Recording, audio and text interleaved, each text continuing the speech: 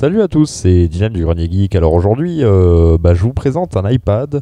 Voilà, donc cet iPad, ça fait assez longtemps que je l'ai. Donc pour résumer, c'est l'iPad toute première génération, vraiment le tout premier qui est sorti. C'est pas le modèle 3G, c'est le modèle simple quoi, qui est Wi-Fi, le 32 Go. Donc comme je vous disais, ouais, c'est le tout premier iPad qui est sorti. Donc je vais vous présenter cette machine aujourd'hui. Donc tout d'abord, je dois m'excuser pour les traces qu'il y a sur l'écran. J'ai essayé de le nettoyer en fait pendant 5 minutes, mais malheureusement il y a des traces qui restent en fait, hein. C'est un iPad qui me sert, bien que ce soit le premier, énormément quoi, tous les jours. Donc évidemment il y a des traces qui s'accumulent quoi, puis pour les nettoyer c'est assez délicat quoi. Donc je vais vous présenter déjà la face avant, voilà, de l'iPad. Donc bref, bon, finalement pour des raisons de hors-cadre, c'est même pas la peine de le bouger. Donc sur l'iPad c'est très simple en fait, donc on peut voir le bouton Home quoi, et sinon voilà, un écran de 10 pouces, voilà. Donc c'est une tablette 10 pouces, pas de caméra frontale évidemment sur ce modèle, hein, mais bon, j'en ai absolument pas l'utilité, donc ça me gêne vraiment pas du tout. Voilà, et c'est tout ce qu'on peut retrouver, donc avec un écran assez lumineux que je vais vous montrer par la suite. Alors ensuite, de ce côté, comme vous pouvez voir, il n'y a rien du tout, voilà. Ensuite, donc sur le dessus, nous avons une petite prise casque, voilà. Donc, est-ce qu'il va faire le focus? Non, donc je vais le faire. Voilà, donc vous avez une prise casque, peut-être un micro juste à côté, je sais pas trop. Là, vous avez le bouton déverrouiller, voilà. Et ensuite sur le côté, donc ouais, c'était une poussière. Vous avez le bouton silencieux, silencieux et bruyant parce qu'il n'y a pas de vibreur dans un iPad, et les boutons volume qui sont ici. Alors ici nous retrouvons le haut-parleur qui donne franchement un son vraiment plus que correct. Malheureusement je ne vais pas pouvoir le tester en vidéo parce que le son ne sera pas représentatif de la réalité qu'il donne, étant donné qu'il y a des changements, hein. Je le vois rien qu'avec ma voix. Par exemple il y aura un petit manque de grave en fait, hein. Je la vois par rapport à ce qu'on peut entendre en vidéo un peu plus grave encore, donc bon. Et bon, c'est volontaire, c'est des réglages d'équalisation, etc. pour que ça soit plus confortable pour vous. Et donc là vous avez la prise, donc l'ancienne prise 30 pins, il me semble qu'elle s'appelle, hein, qui était propriétaire de chez Apple. Alors au dos, on retrouve un design assez joli quoi, hein. Donc hop, pour mettre tout ça hors cadre, en cadre, ça va être assez délicat. Voilà, donc c'est pas le modèle 3G parce qu'il y a l'antenne 3G qui se situe ici en noir, hein, en fait, hein, donc là on voit qu'elle n'y est pas. Une pomme qui est assez brillante quoi. Ensuite les inscriptions de l'iPad, voilà. Donc vous voyez que c'est un iPad 32 Go, voilà, on peut voir que ça demande 5 volts et 2 ampères pour être rechargé et utilisé correctement. Enfin voilà quoi, pas trop de détails non plus. Alors, vraiment désolé pour les traces de doigts, hein, mais bon, avec l'écran allumé, ça se verra moins. Je tenais à vous dire que cet iPad donc est sous sa dernière version d'iOS, donc iOS 5. Alors vous allez me dire, oula, putain, ça date. Seulement celui-ci est jailbreaké, bien entendu. Donc j'ai mis un thème iOS 7 en fait, donc avec pas mal d'options en plus. J'ai mis la police d'iOS 7 qui est plus confortable à lire. Enfin voilà, plein de petites options comme ça. J'ai même des applications qui tournent en fait via des stores en fait que, enfin, c'est des manips un peu bizarres à faire sur Cydia, des applications qui sont pas censées tourner sur iOS 5 qui arrivent à tourner dessus. Donc ce qui fait que ça tourne pas trop mal franchement. Voilà, bon après cet iPad a quand même 7 ans, hein, ce qui est quand même un âge remarquable. Voilà, excusez-moi. Ce qui est quand même un âge assez remarquable. La batterie tient, mais alors impeccablement. Là, pour tout vous dire, il n'a pas été chargé pendant 2 jours avec une utilisation qui est pas mal intensive. Donc bon, vraiment c'est... Alors j'ai peut-être cherché un truc. Ça sera peut-être un peu mieux pour vous. Je reviens de suite.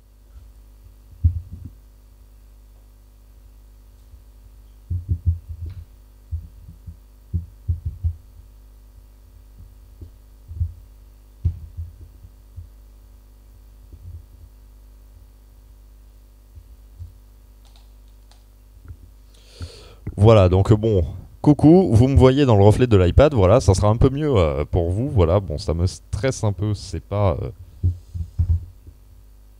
voilà, là c'est à peu près bien centré. Oui, j'aime quand les trucs sont au poil de cul. Voilà, donc on va déverrouiller de suite cet iPad. Voilà, donc bon, bah là, on peut voir qu'on est sur le truc de déverrouillage quoi, de iOS 5, quoi, avec quelques petites modifications, mais pas grand-chose. Voilà. Donc je le déverrouille de suite, bien sûr. Là, je n'ai pas de personne à vous cacher, donc je vais le faire devant vous. Voilà. Donc voilà, nous arrivons sur le Springboard, voilà, hein, de iOS 5. Et comme vous le voyez, hein, c'est vachement modifié. On se croirait sur les derniers iOS qui sont sortis, quoi. Voilà, mais comme vous pouvez le voir, c'est totalement fluide. Voilà, il y a pas mal d'applications qui sont installées, hein.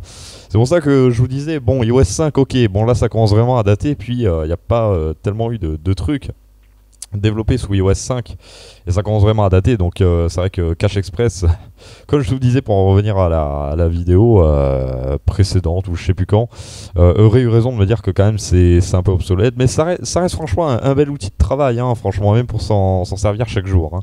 Donc voilà, mais comme vous voyez, hein, je vous le montre aussi ici, voilà, j'ai énergie d'installer, bon, Cydia évidemment, bon, 8FM qui est une radio locale, Skyrock, WeFM, Google Earth, UPS, enfin plein de trucs en fait qui sont installés et qui tournent encore, alors dans leur jus, hein, leur logiciel d'époque. Mais ça rend encore franchement de fiers services, hein, quoi, hein. Franchement, il n'y a vraiment aucun souci de ce côté-là, hein. Donc je vais vous faire un peu découvrir ça, hein. Donc tout d'abord, voilà, bon, vous n'allez pas voir la version de iOS si je vous montre. Mais alors c'est vrai que on va ouvrir Safari. Donc c'est vrai qu'il existe quelques petits soucis en fait via cet iPad, c'est que certains sites des fois sont trop gourmands étant donné qu'ils disposent que de 256 mégas de RAM. Certains sites ont tendance à bugger sous Safari, mais pour ça il y a Google Chrome et Opera Mini pour pallier à ce genre de truc, voilà. Donc bon, voilà, c'est pas trop. Enfin, c'est une machine pour vous dire. À la base, je suis vraiment pas tablette et j'ai réussi quand je vais dans un autre endroit, je réussis à me passer de mon MacBook, voilà, donc un MacBook 2010 que j'ai, et je le remplace par l'iPad. Donc pour que je fasse ça, ça veut dire que quand même ça tourne bien, parce que j'ai horreur d'un truc qui plante tous les 4 matins. Donc bon ben voilà, hein, après quelle recherche faire, bah je sais pas trop, hein.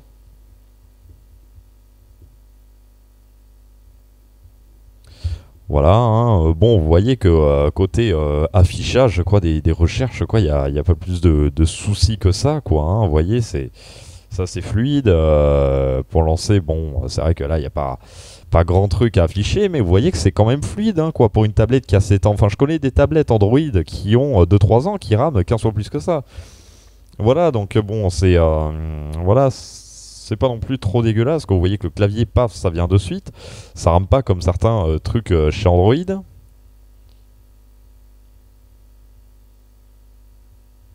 Et j'arrive à lire des vidéos YouTube, quoi, hein. Franchement, il n'y a pas de souci de ce côté-là, quoi, hein.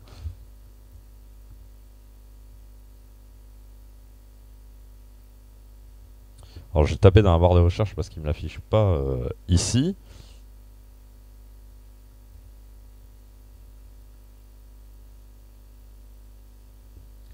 Voilà, on va aller sur YouTube, hein. Alors c'est vrai que la rapidité n'est pas non plus extrême, mais comme je le répète, c'est un iPad qui a quand même 7 ans. 7 ans tout de même, voilà, pour afficher une page YouTube à cette vitesse-là, soit un iOS qui est même maintenant archi doublé, hein. Je rappelle que c'est iOS 5 qui est dedans et que maintenant on a iOS 10. Franchement, je trouve ça vraiment pas dégueulasse, hein. Voilà, donc on va taper le nom de ma chaîne, hein. Vous voyez, c'est franchement, bon, je dis pas qu'il y a quelques bugs, hein, mais franchement, c'est assez fluide, hein. Voilà. Ça, il n'y aura pas de souci de droit d'auteur.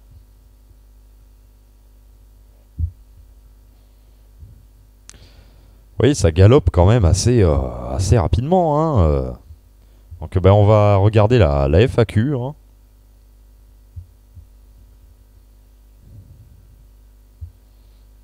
Voilà, donc là, c'est là où ça a un peu de mal, hein, forcément. Alors, est-ce qu'il faut faire play ou pas? Oui, apparemment, il fallait. Donc, ne prenez pas en compte le temps d'attente qu'il y a eu, hein. Bon, là, c'est vrai que... Ok, d'accord. Alors, je sais pas si vous entendez, hein.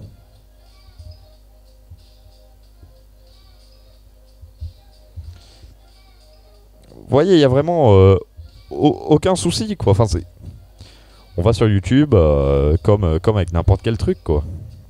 C'est fluide.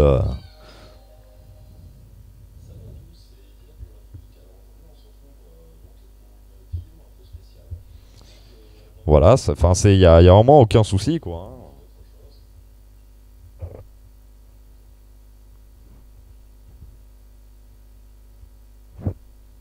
Alors oui, donc bon, c'est vrai que l'inconvénient en fait qu'il y a sur ces vieux iPads en fait et vieux iPhone et etc. C'est que bah, au lieu en fait de comment dire de passer par l'application YouTube, vous êtes obligé de passer par le navigateur. Mais vous savez, ce n'est pas un souci parce que sur iOS en fait, on a cet avantage.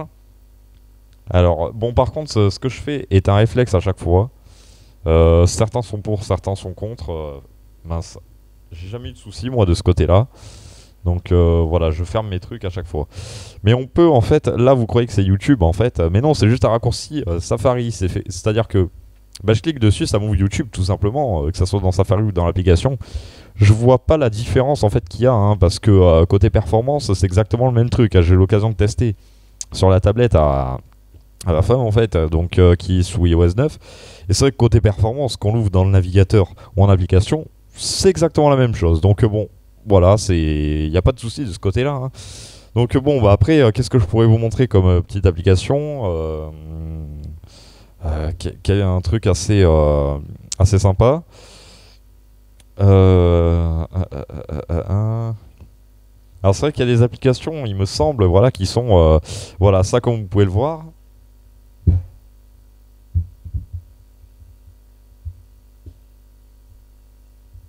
Alors là, c'est vrai qu'on voit pas trop bien en fait, mais l'application en fait a été codée pas pour iPad en fait. Donc en fait, vous vous retrouvez avec une application hyper grossie en fait et zoomée. C'est-à-dire que là, elle est zoomée pour iPad en fait. Voilà, c'est sur l'iPad il y a cette fonctionnalité. Sinon, en télé d'origine, ça donne ça. Voilà. Mais bon, c'est vrai que c'est ça les inconvénients d'avoir un iPad sous iOS 5. Après, est-ce qu'on peut vraiment parler d'inconvénients? Là, c'est le suivi UPS. Qu'est-ce qu'on demande à l'application suivi UPS? De suivre son colis. Voilà, on saisit son numéro de suivi, on valide et on a notre suivi. Enfin, moi personnellement, je demande que ça. Alors oui, alors vous le voyez pas en haut, mais l'iPad n'a pas été chargé depuis quand même deux bons jours et il est à 57%, ce qui est quand même avec Wi-Fi tout le temps en permanence d'allumer, etc. Hein. Donc comme vous pouvez le voir, franchement, c'est quand même une machine qui tient énormément la route. Hein. Voilà, donc après, bon, bah j'ai des applications pour... bon, là, ça va envoyer une demande à mon iMac, en fait. Donc, je suis en train de regarder en direct. Hein. Voilà, connexion en cours iDisplay, en fait. Bah, j'avais fermé l'application sur l'iMac. Donc, bon, voilà. Mais en fait, ça, c'est une application pour bah, avoir l'écran de son iMac sur l'iPad. Hein. Donc, bon, vous voyez, c'est ça qui est bien, en fait. Donc, c'est iDisplay, pour ceux qui veulent savoir. Alors, vous allez me dire, oui, cette application est payante. Et c'est là où je réponds que les mecs de Cache Express, ben voilà, c'est pas des chutes. Je vois ça sur un groupe Facebook qui s'appelle Apple Mania, en fait. Donc oui, application iDisplay payante, qui devient gratuit en fait temporairement. Ouais, bah, très bien. Je la télécharge depuis iTunes. Donc je la télécharge depuis iTunes. Donc effectivement, elle est gratuite pendant un certain temps. Une fois qu'elle est dans mon truc iTunes, en fait, et ben c'est simple. Vous avez juste à faire ça. Donc moi sur Mac ça marche, hein. Une fois que vous avez téléchargé l'application depuis iTunes dans votre Mac ou votre PC, vous avez juste à aller dans le store en fait, donc là ça charge.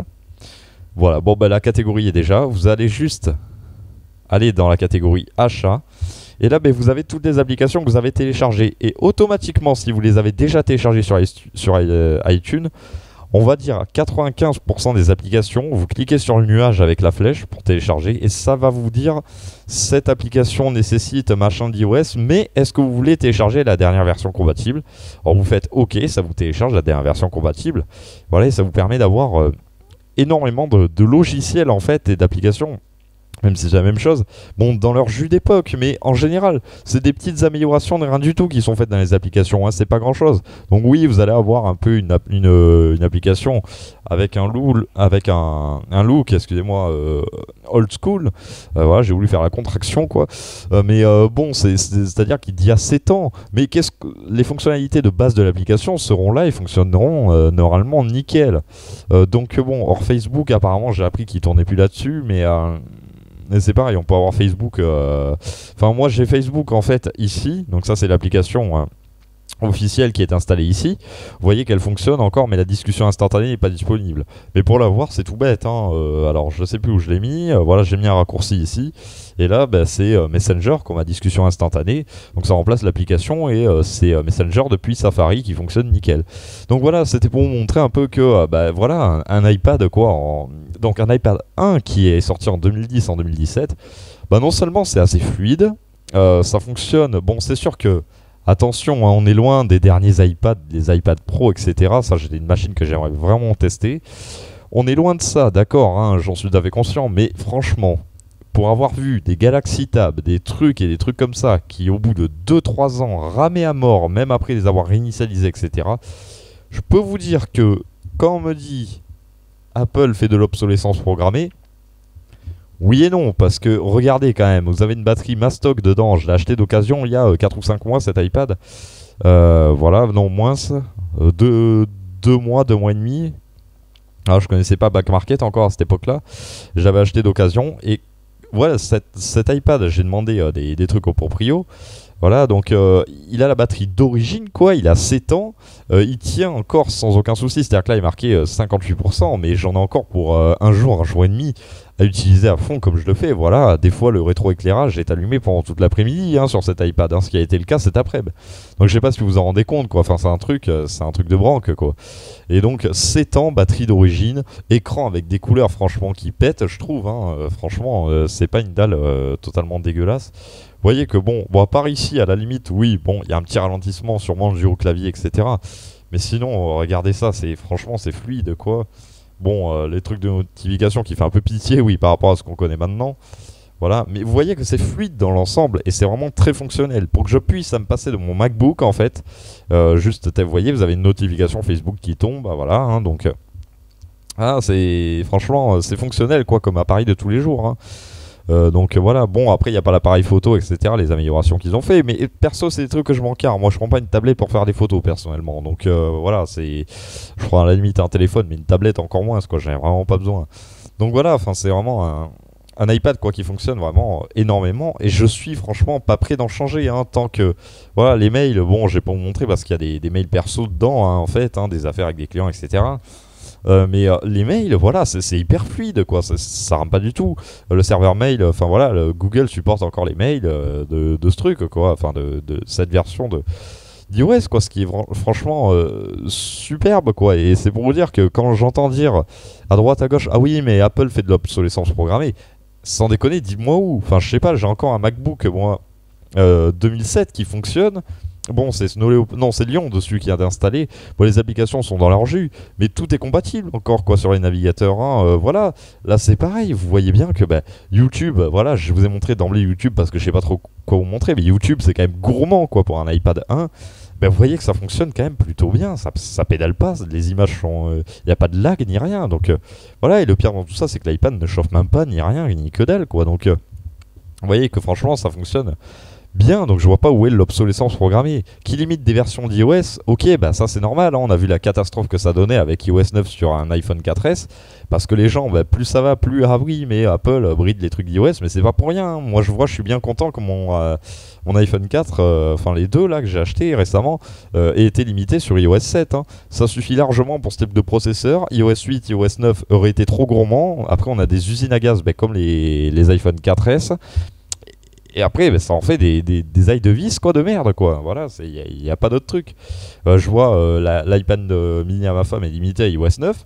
C'est très bien, franchement. Encore, il y a pas mal de trucs de compatibles. Après, ça lui laisse quoi. Vous voyez que c'est... Bon, attends, on va pas dire 7 ans, on va dire, allez, on va prendre large. 5 ans après, vous voyez qu'il n'y a plus d'application à jour dessus. Mais pendant 5 ans, vous pouvez encore l'utiliser sans aucun...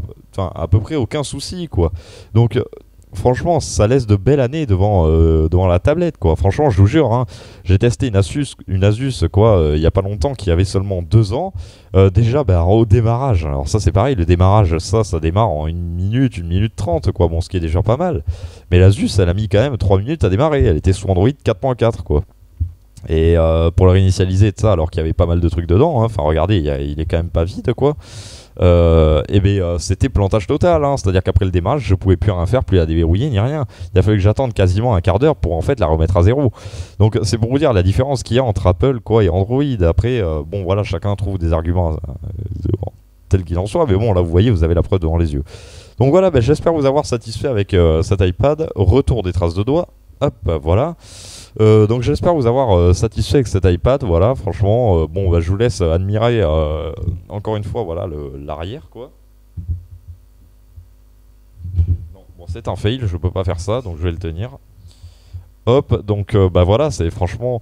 Et puis je trouve que ça a belle gueule, quoi, comme produit, hein. Bon, c'est vrai qu'il a été épais celui-là, mais justement, moi je fais partie des gens que plus c'est un peu bourrin, quoi, comme truc, mieux c'est apparemment. Donc bon, hein, vous voyez, la conception est vraiment très solide. Franchement, derrière. C'est froid, quoi, c'est même pas tiède, hein, c'est froid. Bon, c'est vrai qu'il a quelques rayures comme vous pouvez le voir, mais bon, c'est vrai qu'il a vécu, quoi, en même temps, hein, j'ai envie de dire, hein. Donc voilà, donc bon, bah on va se quitter là-dessus. J'espère que, putain, les traces de doigts, vous voyez, hein, ça c'est un fléau, hein. On va se quitter là-dessus, et moi je vous dis bah, salut à tous et à la prochaine.